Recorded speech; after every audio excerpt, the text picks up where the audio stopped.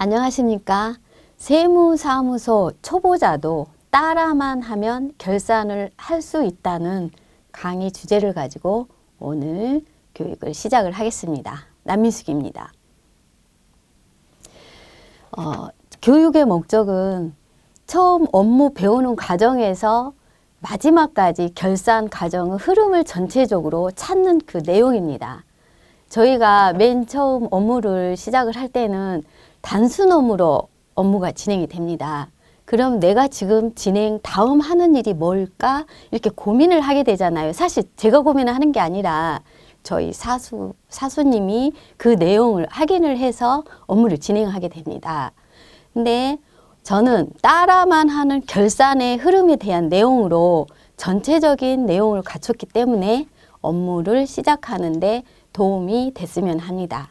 그러면 전체적인 업무 내용에 대해서 확인을 해 보겠습니다. 그러면 이제 전체 흐름을 먼저 알고요. 그 다음에는 이제 중간중간에 동영상 캡처가 들어가 있는 부분이 있습니다. 그러면 그 내용에 대해서는 정확하게 설명을 드리고요. 먼저 전체 흐름을 알고 입력하는 방법을 알고 이런 내용으로 구성한 내용을 확인을 해보면 먼저 첫 번째는 연간 세금 신고 목록에 대한 내용입니다. 연간 세금 신고에 대한 안내사항을 알려드릴 거고요. 그 다음에 저희 관리 회사를 담당을 진행을 하게 되잖아요. 그러면 담당을 했을 때 자료 입력 15가지 방법. 물론 많은 외형이 크고 복잡한 회사는 이 15가지가 아닌 더 많은 방법이 필요할 수도 있습니다. 하지만 기본적인 방법으로 업무를 진행을 하고요. 그 외에 통장 업로드, 신용카드 업로드 내용입니다. 다음에 네 번째는 법인 개인사업자 프로그램으로 들어가서 회사 등록을 진행하는 캡처를 준비를 했고요. 다섯 번째는 일반 점표 프로그램 입력 방법에 대해서 내용을 준비를 했습니다. 여섯 번째는 입사와 퇴사 프로그램 등록하는 방법을 준비를 했고요. 일곱 번째는 온천징수 이행사항 신고서 작성을 저희가 12번 또는 반기 2번 이렇게 작성하는 그 내용에 대해서 확인을 하는 자료를 준비를 했고, 여덟 번째는 부가가치세 신고서 작성입니다. 부가가치세 신고서는 4번 1년에 저희가 분기별로 작성을 하기도 하고요. 그 외에 개인사업자는 2번으로 신고서 작성이 되기도 하는데요. 그 과정을 신고서 작성하는 과정 흐름을 찾아서 또 준비를 했고, 여기까지가 저희가 이제 신고하는 내용이 반복적으로 이루어진 부분입니다. 그러면 3월에 해당하는 12월 말 법인인 경우에는 법인세 세무조정 작성 흐름에 대해서 또 준비를 했습니다. 그리고 5월 달에 해당되는 종합소득세 세무조정 작성 흐름이고요. 자, 지금까지 이제 모든 흐름을 알았습니다. 그럼 저희가 업무를 진행을 할 때 계속 사업자만 관리할 게 아니라 신규 사업도 관리할 수도 있잖아요. 그래서 신규 업체 관리 상담에 대해서 준비를 했고, 그다음에 개인 사업자로 운영하시는 사장님께서 법인을 설립을 하고 싶으시대요. 그러면 법인 설립 준비에 대한 안내 자료도 한번 확인을 하게끔 준비를 했습니다. 그리고 법인 사업자, 저희가 가장 많이 또 궁금해하고 어려운 부분이라 할 수 있는 가지급금 인정이자를 당좌 대출과 가중평균에 해당되는 그 2가지 내용으로 해서 자료를 준비를 했습니다.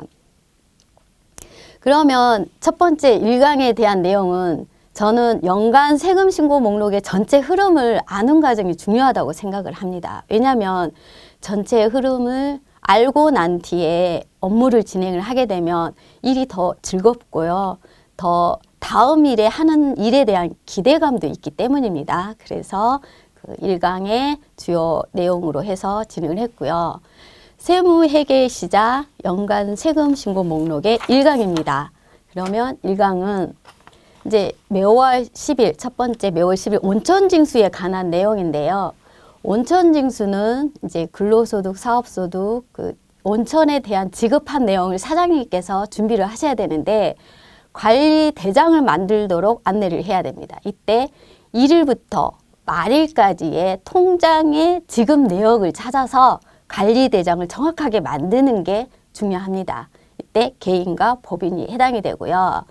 두 번째는 매월 해당되는 이제 개별 소비세에 대한 부분인데, 개별 소비세는 저희가 가장 또 업무를 진행하다 알 수 있는 부분이 부가가치세에 대한 차량 구입했을 때 개별 소비세 부분을 따지게 됩니다.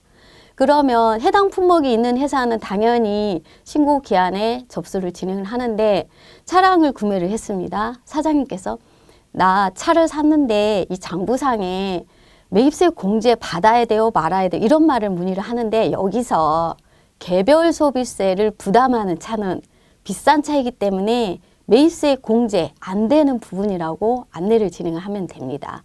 이렇게 개별 서비스 부분이 저희가 밀접하게 연관되는 부가가치세와 연관되는 내용이 하나 있으니까 잘 참고하시고요.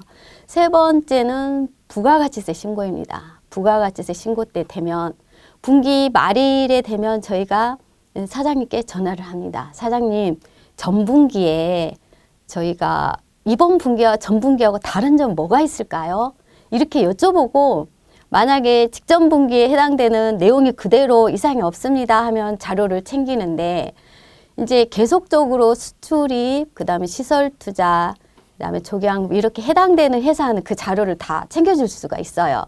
근데 수출 영세율에 대해서 잘 모르는 또 사업자도 있을 수가 있잖아요. 그러면 그 회사는 수출 관련된 뭐 조기 환급 신청에 대한 내국 신용장 이런 서류를 저희한테 챙겨오게끔 안내를 진행을 해야 됩니다. 그렇게 해서 부가가치세 신고 자료를 잘 진행을 하고요. 다음은 이제 이런 걸로 지급 명세서, 그 다음에 근로소득세 연말정산, 근로소득 간이 지급 명세서에 대한 내용입니다. 네 번째, 다섯 번째는 저희가 통장에 지급했던 내용을 가지고 저희가 그때 신고를 진행을 하는데요. 이제 일용근로 지급 간이지급 명세서는 2020년 1월 이후 지급분부터 해당이 이제 세법이 개정이 됐습니다. 그 부분에 대한 해당된 내용 잘 검토하시고 제출하시고요. 근데 원장을 정리하다 보면 통장에서 제일 많이 찾아내는 게 원천징수 지급했던 내용을 찾아내는 일이 종종 있습니다. 그렇기 때문에 지급 명세서 제출 정확하게 해 주시고요. 그다음에 통장 내역 꼭 확인해야 하는 점 잊지 마시고요. 해당된 개인, 법인, 사업자가 모두 해당이 됩니다. 그리고 3월 10일이면 근로소득세 연말정산이 또 해당이 되잖아요. 이때 연말정산 간소화 서비스 다운받아서 저희한테 전달될 수 있도록 안내를 진행을 합니다.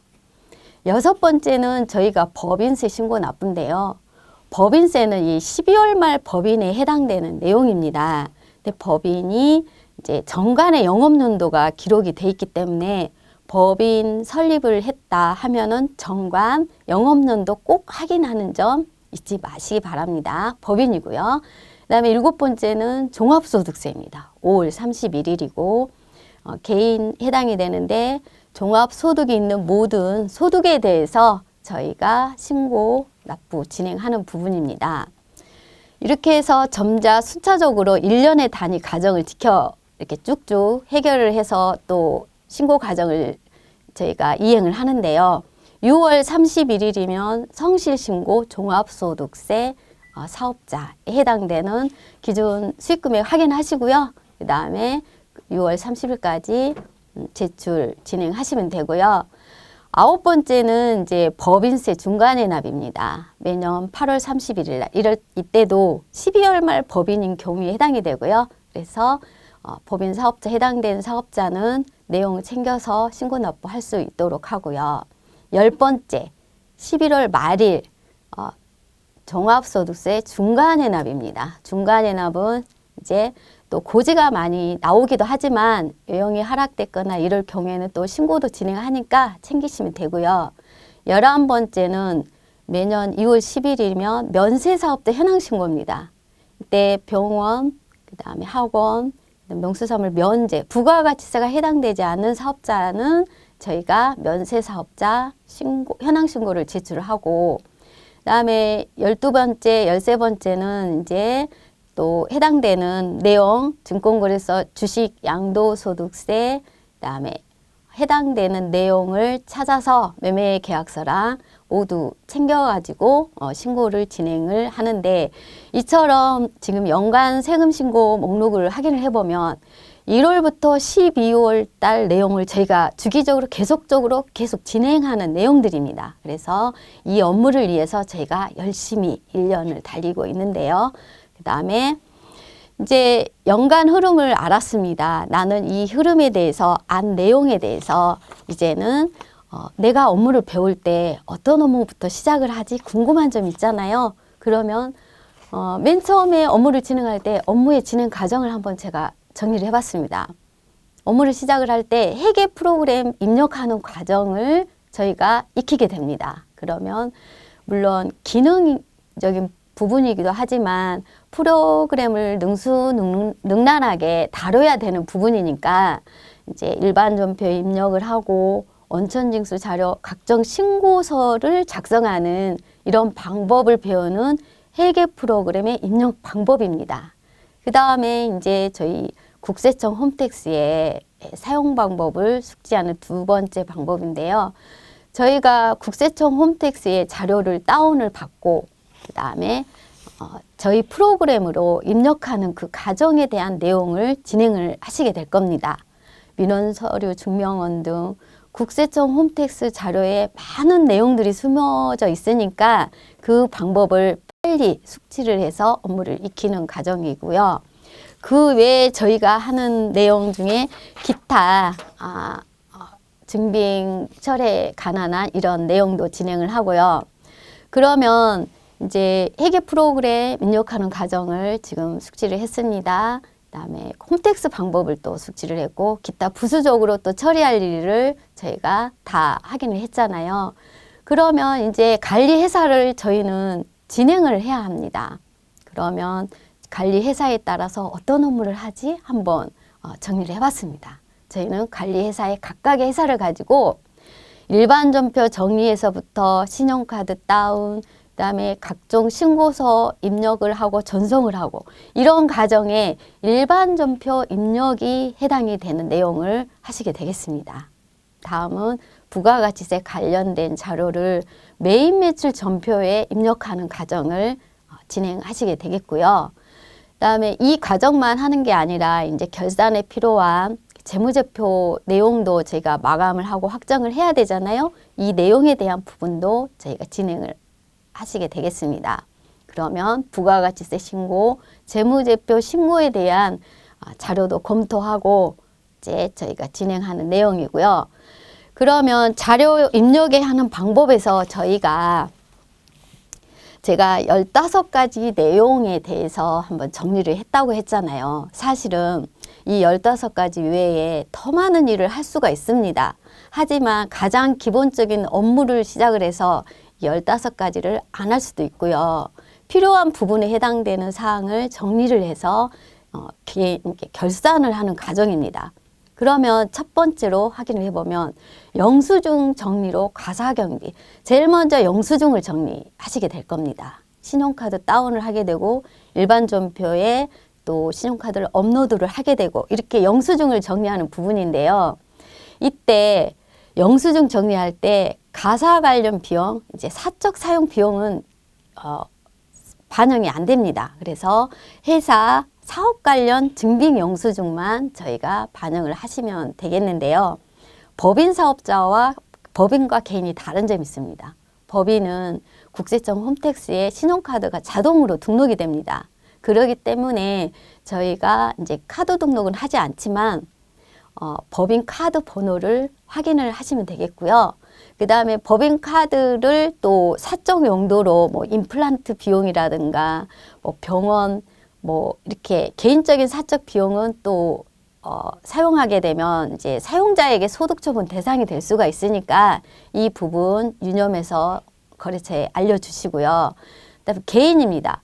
개인은 카드를 발급받거나 이럴 땐 홈택스에 직접 등록을 해야 됩니다. 그러면 저 같은 경우에는 사장님 개인 카드를 2개를 쓰세요. 뭐 3개, 4개 이렇게 하실 수도 있겠지만 일단 처음에 하나로 사용하시게 하지 않고요. 하나는 가사용도, 하나는 사업 목적으로 구분을 해서 신용카드를 사용하시게끔 합니다. 그러면 그 개인적인 사적인 이런 카드는 국세청에 등록을 안 합니다. 안 하고 사업 용도로만 쓴 카드를 등록을 진행을 합니다. 그러면 이제 왜 사적 비용을 등록을 안 하냐? 왜냐하면 이제 저희가 국세청 자료에서 저희가 신고했던 자료를 분석을 많이 하는데요. 수익 금액 대비 이렇게 신용카드 사용 금액 이런 분석 대상이 될 수가 있기 때문에 개인 사업자도 신용카드 국세청에 등록하는 부분 잘 파악을 해서 등록을 하시면 되고요. 2번째는 저희가 가장 많이 진행하는 일반 전표에 해당되는 내용입니다. 일반 전표는 국세청 홈택스 신용카드 자료가 있을 수 있고요. 그 외에 간이 영수증 직접 입력을 할 수도 있고, 그 다음에 신용카드를 업로드도 할 수 있고, 그 다음에 업무용 승용차를 또 정리를 하는 등 일반 전표에 해당되는 내용을 사실은 1년 중 가장 많이 진행하는 내용들입니다. 이 내용을 가지고 저희가 결산을 진행할 때 정리를 하는 내용으로 결산 부속명세서도 만들고 그렇게 진행을 하는데요.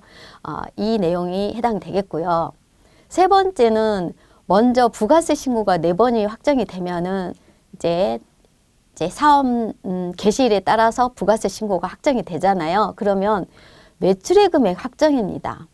그러면 매입장의 매출 금액하고 부가세 신고서상의 금액을 확인을 해서 매출을 먼저 확정하는데 이때 매출에 대한 매출 관리로 집계표 관리를 하셔서 진행하시면 되고, 4번째는 온천징수 이행 신고서와 이제 저희 인건비잖아요. 인건비 12번 진행하는 인건비 지급을 하시잖아요. 사장님께서 지급을 하시고 이 내용을 신고했던 내용과 저희 온천징수의 집계표 금액을 꼭 일치시켜서 재무제표가 전송이 돼야 됩니다. 이럴 때도 온천징수 신고 집계표를 활용하시면 되고요. 5번째는 통장 업로드 과정을 터득하시게 될 겁니다.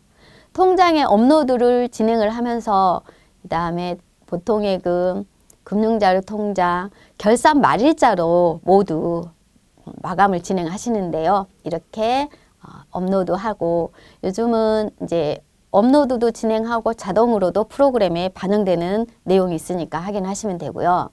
6번째는 신용카드와 현금 영수증 국세청 자료 이제 활용을 하실 때 매입 매출 전표 입력과 일반 전표로 전송하는 과정을 배우시게 될 겁니다. 신용카드 매입세액 공제 받는 부분이 또 정확하게 업종에 따라서 사용 구분을 정리를 해야 되니까 사실 이 부분도 굉장히 중요한 부분이고요. 그다음에 7번째는 저희가 이제 차기효율되는 자산부채 계정 과목을 잔액을 확정하는 맞추는 과정입니다. 통장에 상호가 기록이 안 돼 있고 이제 대표자 성함으로 기록이 돼 있는 자산부채 계정 과목을 찾아서 상호를 모두 정리를 해줘야 되는데요. 저희 어떤 사장님께서는 어떻게 하시냐면 인쇄비 지급, 뭐 지급 이렇게 품목을 씁니다. 그러면 품목을 쓰면 저희가 상호를 찾을 수가 없습니다. 그렇기 때문에 이럴 때는 꼭 전화를 해서 사장님 이 품목의 내용은 사실 저희가 상호를 찾을 수가 없습니다. 그렇기 때문에 상호로 꼭 표기해 줄 수 있도록 이렇게 안내를 진행합니다. 통장 관리 중요성 다시 한번 나왔고요. 그 다음에 8번째는 부가가치세 예수금과 대급금을 대체분계하는 과정은 이제 매출 금액을 확인을 진행을 하고요. 부가가치세 세금 납부 금액을 맞추는 과정입니다. 그러면 부가가치세 신고서를 띄워놓고 세금 납부가 있었을까? 환급이 있었을까? 이 부분을 검토를 하게 되면은 대체분계하는 과정이 보이게 됩니다. 그러면 납부가 있었어요. 그러면 부가세 대급금은 차변 계정 과목이니까 이 계정 과목을 대변으로 보내는 숫자를 기록을 해줍니다. 이렇게 해서 부가가치세 신고서를 다시 한번 검토하는 과정이라고 생각을 하시면 되겠고요. 9번째는 이제 또 매출금액, 매매출장 매출금액을 확인하는 과정. 그다음에 매출 중에서 고정자산 매각금액이 확인하는 과정인데요. 저는 이제 크로스 체크로 지금 하는 매출의 중요성이 있잖아요. 그러면 한번 저희가 매출 과정 맞춘다고 했었잖아요. 그 과정 외에 또 다른 부분이 검토할 수 있는 과정을 다시 한번 이렇게 중요도에 따라서 체크를 해서 매출 확정을 짓습니다. 다음은 10번째는 저희가 업태 종목에 따라서 똑같은 회사인데도 제조회사 있고 도매회사 같이 운영을 할 수도 있고요. 도매업종만 할 수도 있고 여러 가지 회사별 다 다릅니다. 그러면 업태 종목에 따른 계정 과목을 검토를 해야 됩니다. 제조회사는 제조 원가가 구성이 되겠고요. 건설회사는 당연히 건설 원가가 구성이 됩니다. 그러면 그 계정 과목을 찾아서 우리가 검토를 진행해야 되는데 계속적인 내용이기 때문에 직전 연도의 재무제표를 꼭 확인하고 진행을 하시면 되겠습니다.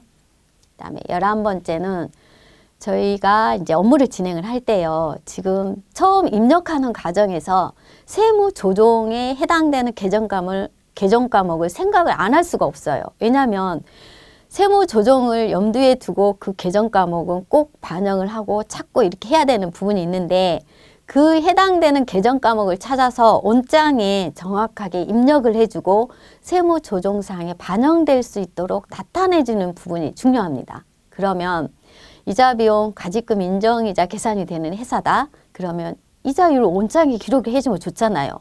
사장님 주신 자료를 그대로 내가 표기를 해주면 되거든요. 그 내용을 꼭 계정 과목, 세금과 공과 등 이런 접대비 꼭 사용해야 되는 부분은 꼭 그렇게 사용을 하셔야 세무 조정할 때 연계됩니다. 이따 동영상으로 들어가서 확인을 일단 나중에 할 거고요. 그 부분 꼭 잊지 마시고요. 다음은 이제 12번째가 저희가 계정별 온장을 지금까지 다 입력을 했습니다. 그럼 입력을 했으면 이렇게 입력한 자료를 그대로 결산을 할까요? 아니죠. 계정 과목에 대한 내용을 검토를 해야 되죠. 이 계정 과목 중에서 102 코드와 999 코드를 걸어서 하나하나 검토를 하다 보면은 중복 비용이 있을 수도 있고 또 빠진 비용이 있을 수가 있습니다. 그러면 직전 연도 재무제표 보면은 이 계정 과목 작년에 있었는데 왜 갑자기 올해 사라졌지? 이럴 수도 있잖아요. 그러면 이 내용 관련된 서류 받아서 장부상에 반영을 해줘야 됩니다. 그렇기 때문에 계정별 온장 검토하는 부분 전 중요하게 생각을 합니다. 그래서 이렇게 진행을 하고요. 지금 13번째까지 지금 오는 부분은 이제 점점점 결산의 흐름에서 전표 입력 과정이 어느 정도 마감이 됐다고 생각을 하시면 됩니다. 그러면 현금 시제 정리를 진행을 합니다. 현금 시제 정리는 계정 잔액이 어느 정도 확정이 되고 난 뒤에 마지막에 해당되는 부분이고요. 이제 개인과 법인이 다릅니다. 그래서 개인과 법인 다른 점을 한번 확인을 해 보겠습니다. 개인 사업자는 현금의 흐름이 자유롭습니다. 그래서 이제 현금 시제 조정으로 들어가서 저희가 자동으로 입력을 진행을 하는데요. 그래서 마지막은 인출금을 자본금의 대체를 꼭 진행을 하고요. 또 법인은 현금이 자유롭지 못합니다. 이제 앞으로 제가 계속 법인 사업자는 통장의 흐름이 중요합니다. 통장 사용을 잘해야 됩니다. 이 부분은 계속 강조를 할 건데요. 왜냐하면 통장에서 만약에 100만 원이 인출이 됐습니다. 그러면 그 대응되는 경비 내역이 적격 증빙 수치든 증빙 수치 내역이 없이 100만 원 인출됐다고 하면은 이게 가지금 대상이 되기 때문에 인정이자를 계산을 해야 되기 때문이죠. 이제 특수관계자, 이제 곧 대표이사가 사용을 했다면요. 이런 식으로 또 특수관계자 여부 따지고 이렇게 따져야 되지만 이럴 때도 통장 흐름이 상당히 많이 중요하기 때문에 잘 관리를 하셔야 되는데요. 법인은 발생주의, 발생한 근거대로 해서 장부상 기표를 하기 때문에 발생주의 원칙 때문이고요. 그 다음 14번째, 지금 현금 시제 정리까지 다 했습니다. 그 다음은 결산 자료를 위해서 저희가 마지막 또 점검을 해야 됩니다. 저는 점검해라, 따져라, 확인해라, 그 전 자료 봐라 이런 말을 많이 할 겁니다. 왜냐하면 저희가 한번 결산한 자료는 영원히 남기 때문이고요. 이 부분에 대해서 내가 왜 잘못했을까 후회하기보다는 지금 그 과정을 하나하나 꼼꼼하게 챙기는 과정이 저는 중요하다고 생각을 합니다. 그래서 직전 연도 재무제표 내용의 다른 점, 올해 달라진 점을 결산 시에 또 반영을 해줘야 됩니다. 당연히 임대차 계약, 등기사항 변동 여부 이런 부분들을 다 확인을 해줘야 되죠. 기본사항 정리하는 게 제일 첫 번째입니다. 그래서 그 내용을 다 확인을 해주고요. 그 다음에 저희가 개정 과목 중에서 세무조정으로 연계된 개정 과목이 있다고 했잖아요. 그 개정 과목을 다시 한번 점검을 해봅니다. 왜냐하면 세무조정 들어가기 전에 세금과분과 그 다음에 뭐 선급비용 이렇게 접대비 이 일반 존표에 들어가서 이 내용을 확인을 진행을 해서 세무조정을 위한 그 과정을 맞추면 됩니다. 그래서 또 저희가 결산 진행하기 위해서는 연말에 저희가 재고 자산이 있는 회사는 저희가 재고 명세서를 요청하고요. 이런 관리회사의 기본 작업을 다 맞춥니다. 그리고 당해년도에 감가상각 자산이 늘어난 부분이 있는지 확인을 해서 고정자산 감가상각 진행을 하고요. 그다음에 업무용 승용차 해당된 관리회사는 이제 운행일지를 요청하고 관련 비용을 모두 저희가 또 수거를 해야 됩니다. 이 내용이 있고요. 15번째는 저희가 결산자료 입력에서 단기 손익을 확인하는 과정입니다. 그러면 결산 준비 과정에서 저희가 세무조정으로 발생한 내용을 가지고 프로그램에서 결산 자료 입력 이제 등록을 들어가면 저희가 원가를 이제 선택을 해주고 그 내용에 반영을 해주는 부분인데요. 이때 당연히 재고구매, 감가상각 이런 단기 손익 확정하는 그 과정이 꼭 필요한 부분인데요. 법인 세무조정하고 종합소득세 세무조정 흐름에서 결산자료 입력은 꼭 중요하기 때문에 계속 순차적으로 진행할 때 계속 진행하게 됩니다. 이따가 꼭 확인을 해 보시면 되고요.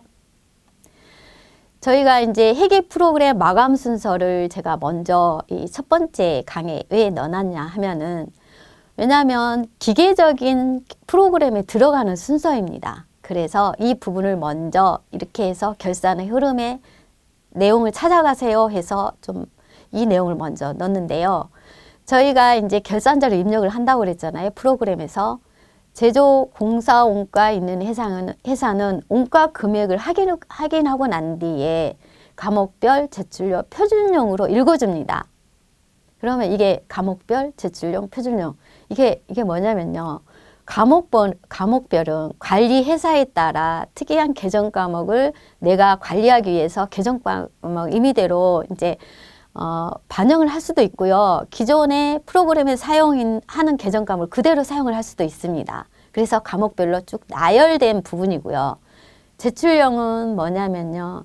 이제 기업에게 기준에 의한 그 과목별에 있는 개정 과목을 딱 이렇게 딱딱 묶어주는 그런 기업에게 기준에 의한 재무제표 내용이고요. 표준형은 뭘까요? 표준형은 똑같은 재무제표인데 국세청에 이제 전자신고되는 부분입니다. 이 표준용으로 국세청에 전자신고돼서 이 내용 자료 표준 재무제표의 분석 자료도 나오고요. 수많은 자료들이 이제 이 표준용 자료에 뭐 인건비 분석은 어떻습니다. 이렇게 안내 자료가 나오는 부분 그러니까 표준용 제출도 상당히 중요한 부분이죠. 그래서 이렇게 과목별 제출용 표준용 이렇게 순차적으로 읽어주는 과정이고요. 이때 이제 제조원가 있는 데는 이렇게 읽어주고 난 다음에 제조원가가 없는 데는 바로 손익계산서로 들어갑니다. 그래서 과목별 제출용 표준용 이렇게 읽어주고 이제 법인 경우에는 이제 개인 사업자인 경우에는 손익계산서에 기능모음에서 이제 손익 추가를 또 여기서 진행을 하고요. 네 번째는 이익잉여금 처분 계산서입니다. 단기 손익 확정하고 이익잉여금 처분 시 전표 추가하고요. 여기서 배당 처분도 하고요. 그래서 잉여금을 처분하고 법인만 있고요. 그다음에 5번째는 재무상태표. 여기서 이 결산자료 입력을 할 때는 입력하는 그 과정에 이슈되는 우리가 꼭 반영해야 될 금액을 전체적으로 다 확인을 해야 됩니다. 그러면 단기손익 꼭 확인하고요. 과목별, 제출령, 표준령 이렇게 읽어주시고요. 학계잔액시산표도 과목별, 제출령 이렇게 읽어서 모든 내용이 정확하게 확정이 될 수 있도록 그 과정을 진행하는 부분이라 하겠습니다. 그러면 지금까지 전체적인 내용을 이제 흐름을 따라서 했는데, 그러면 이제 전체 흐름을 알았습니다. 그럼 안 다음에는 저희가 제가 주어진 업무가 개인 사업자가 될지 법인 사업자가 될지 잘 모르잖아요. 그러면 법인 사업자와 개인 사업자의 차이점에 대해서 조금 이렇게 비교 표시해서 알아낼 필요가 있다고 생각을 해서요. 그 부분을 정리한 내용을 자료를 확인을 해보겠습니다. 부담세금 개인 사업자와 법인 사업자 꼭 확인을 하시고요. 그다음에 설립 개인 사업자는 사업장 준비하고 임대차 계약서를 준비하고, 그다음에 신청 사업자 등록증 신청을 하게 되면 사업을 진행을 할 수가 있고, 법인 사업자는 아무래도 좀 그 절차가 있습니다. 그래서 등기를 해야 되니까 먼저 자본금이라든가 이렇게 주주 구성원 이런 내용들이 다 필요하고요. 설립 등기를 한 다음에 사업자 등록 신청을 합니다. 이래서 법인으로 시작할까요? 개인으로 시작할까요? 이렇게 문의가 오면은 그 부분에 대한 내용을 꼭 검토하시고 진행하시면 되고요. 장부 기장은 법인과 개인이 이제 수익 금액에 따라서 이제 복식, 간편장부 이렇게 개인 사업자는 장부 기장을 진행하고, 법인 사업자는 이제 법인 통장을 통해서 엄격하게 복식부기 의무에서 장부 기장을 합니다. 통장 내용 정확하게 기록을 하시는 점 잊지 마시고요.